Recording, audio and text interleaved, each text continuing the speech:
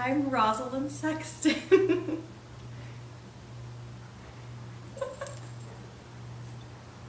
Wait, I'm gonna do it again. Hi, I'm Rosalind Sexton, and this is, well, Spencer. So this is Luna. Today we're talking about fairies and cannabis. So there was this guy who was born in 1563 in England, and he went to public school but not to university, and he married Anne Hathaway at age 18. I guess that's not really important, but okay. So, yeah, he wrote plays. And so the Queen, it was in the Elizabethan era, and Queen Elizabeth, she was like this lady who was like, I'm just gonna, be queen, and everybody hates me because I'm a Protestant and I'm not gonna get married, but I don't fucking care. Yeah. So everybody, and she was like, I'm still gonna let you practice like Catholicism, like I don't care. But then everybody was still like, ew, we hate you. Yeah, but she loved the arts. And so her and Shakespeare, they had a good relationship. Where like, she was like, she was like a huge patron, and she was like, I'm gonna give you money. And yeah, and he was like, okay, yeah, and I'm gonna use that money to make more plays. And then sometimes in my plays, I'm gonna put like little secret messages to you. And she was like, cool, yeah, and that's how we made a lot of plays. Theaters in that time were obviously not the same as today. But, so the way theaters worked is, like, the richer you were, like, the higher up you were, like, basically. And so, like, the rich people were up here, like, watching, like, woo.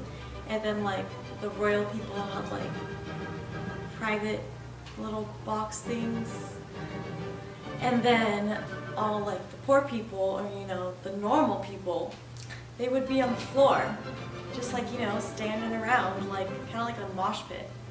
But like, I mean, I don't know, you probably didn't mosh during plays. But, yeah, so they were like eye level to the stage, so they were like right there. And pretty much like, they didn't really have anything like fun back then, so they went to plays. Just kidding, plays are so much fun. Love them. Love those.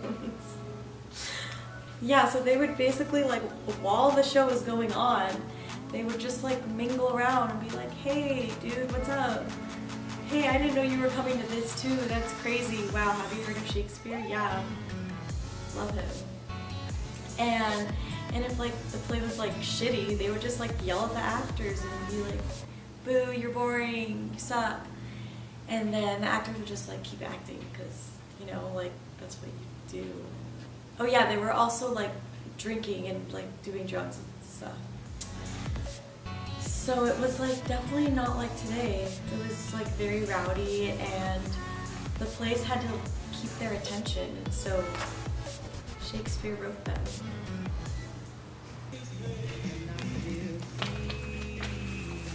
Okay, so this play takes place in fairyland, and it starts out with Theseus and this like some guy from Athens and Hippolyta, queen of the Amazons. They were getting married, and then Aegeus, he just comes in and he's like, what's up, Theseus? And he's like, yeah, I'm getting married. And he's like, who the fuck are these people? And then Aegeus is like, oh, well, this is my daughter, Hermia, and these are these two guys, Demetrius and Lysander. And Theseus, he's like, well, okay, well, who the fuck are they? So Aegeus, he's like, I want my daughter to marry this dude, Demetrius, and he like really loves her, but she loves this other dude, Lysander, and like he like also loves her, and like she won't consent to me like letting them get married, so I want you to tell my daughter that we're gonna kill her if she doesn't do what I say. That happened. And Theseus is like, oh yeah, that's a good idea. We should totally like celebrate our masculinity and treat women unfairly. Hermia's like, she's like, so I don't care what you say. And she's like, I don't love him. Fuck you, Dad. And Theseus, he's all like, well, if you don't do what your dad says, then, you know, we're gonna make you become a nun.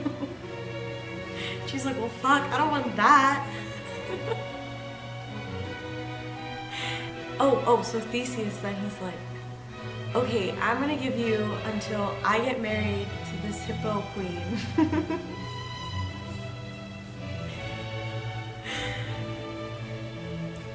To obey your father. And if you don't, we're gonna kill you or make you become a nun, because apparently that's the worst punishment ever, becoming a nun. For some reason, everybody's just like, okay, well, bye. And everybody's like, well, bye. And they just leave Hermia and Lysander there, like the guy that she wants to marry, and Dad says no. I think that's what happens. And then Helena comes up, which is like Hermia's best friend. And Helena's like, oh, you're so lucky, like Demetrius is in love with you, like I'm in love with him and he just fucking hates me. And Hermia's like, well, I'm just like so pretty, like guys can't help it. Like I can't help that I'm so beautiful, everybody loves me and not you because you're not as pretty as me. And Helena's like, oh, you're right. She's like, man, I wish I was as pretty as you. And then like Lysander comes in, he's like, yeah, that sucks for you too. And then Hermia's like, well, don't worry. Me and Lysander, we're gonna go elope. We're gonna go elope and get married with Lysander's aunt in the fairy forest. And then once we leave, then Demetrius, he might actually love you. Because I'm gonna be gone and he won't be distracted by my beauty. And Helena's like, well, that's the best plan ever. And then she gets so excited that this dumb bitch decides to tell Demetrius, like, hey, Lysander and Hermia, they're gonna go elope, and like that's so exciting because then like you can fall back in love with me again. And Demetrius is like, well, fuck, they're going in the forest, I'm going in the forest too. So he's like, that's my bride, where's she going? And so they all go into the fairy forest. And they're all in the forest. Then things happen there. So in the forest, there was this group of like common laborers, craftsmen, whatever. And they're rehearsing this play because they're like, well, we want to perform for Theseus and Hippolyta. This is going to be great. And this one of them, Nick Bottom, he just wants to play every single character. And the director's like, no, you can't do that. No, you're playing this person. And they're basically doing this play that was like a more gruesome version of Romeo and Juliet. And then in the end, they decided to like go meet at some tree or something.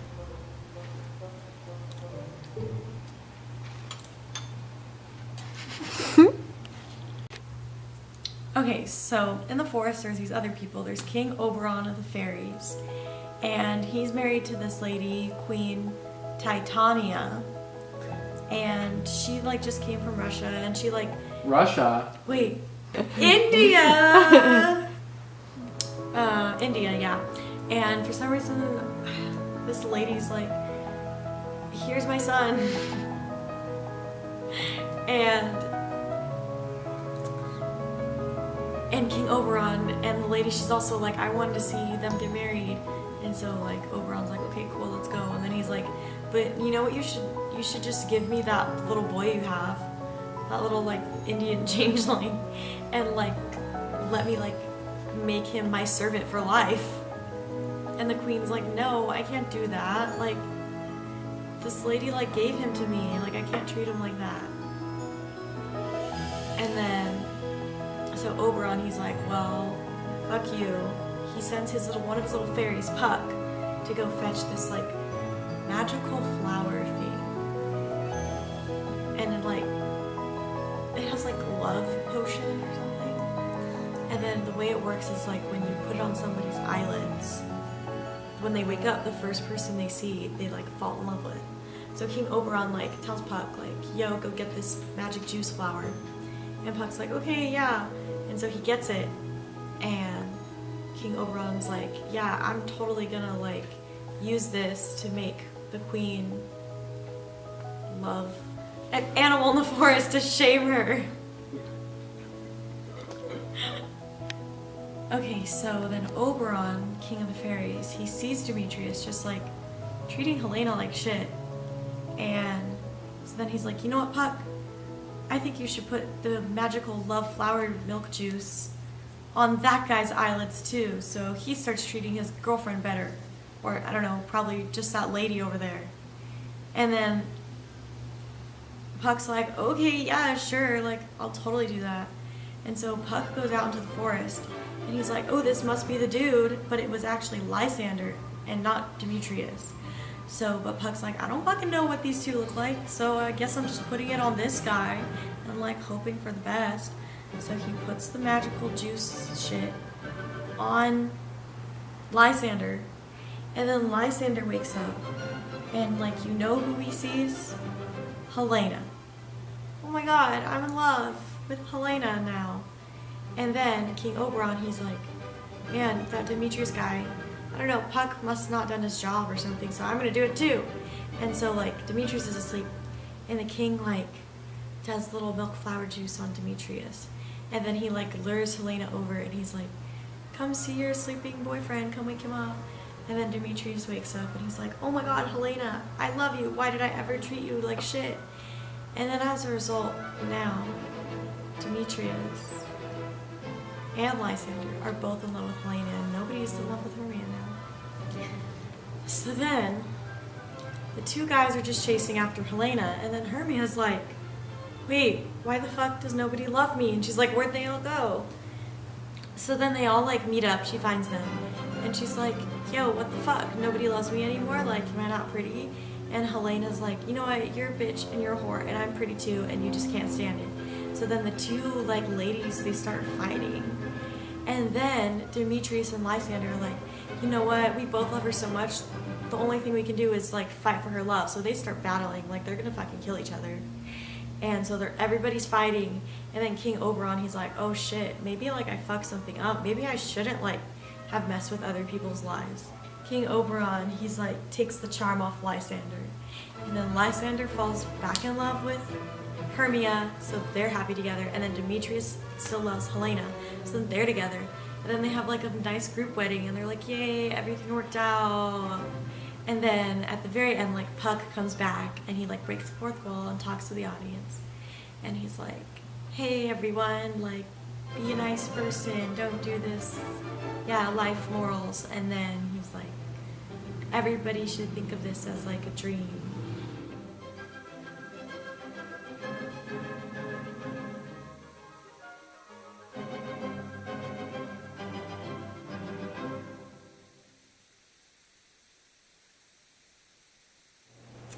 So, if you can't tell already, there is evidence that William Shakespeare used drugs. There was a study done where these researchers came and looked at the fragments of his pipes that were still on his property, and they found traces of cannabis and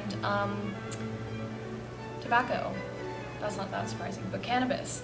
And you can really see the influence of drugs in Midsummer Night's Dream because he juxtaposes the structured society of Athens with like the chaotic, free nature of the woods, and then there's also the love juice, the love potion from the flower that Puck puts on people's eyes, and that functions as a drug because it causes euphoria and it causes the person affected by it to fall in love with the next person that they see. So it's an altered state of reality, just like many of the drugs that we use and enjoy today.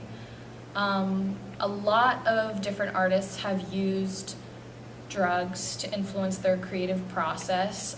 Some examples would include Vincent van Gogh. He used absinthe. The jazz musicians of like the 20s and 30s, Duke Ellington,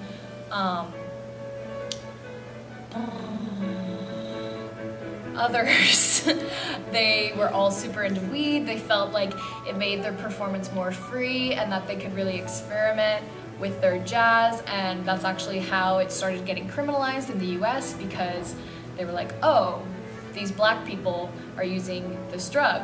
We don't want that. So I think that Shakespeare's Midsummer Night's Dream can be relevant to a modern audience, not just because of the allusions to drugs, although that's a factor, but just because of the issues of love and unrequited love and just all the fucked up shit you do when you're a young person. A lot of modern adaptations of Midsummer Night's Dream or productions have been set in sort of a drug-related setting, like it can be set, there are productions that have been set as like a rave where the fairies are ravers, and obviously like rave culture includes ecstasy and other drugs of that nature. And then there's also an example of it being set in 1968 with The Summer of Love, and obviously at that point there was a lot of weed and also like shrooms, LSD, psychedelics that were being used. So, in conclusion, to recap, Midsummer Night's Dream is associated with drugs and love, and Shakespeare used drugs and was in love, and most humans can relate to drugs and love. That's all I got.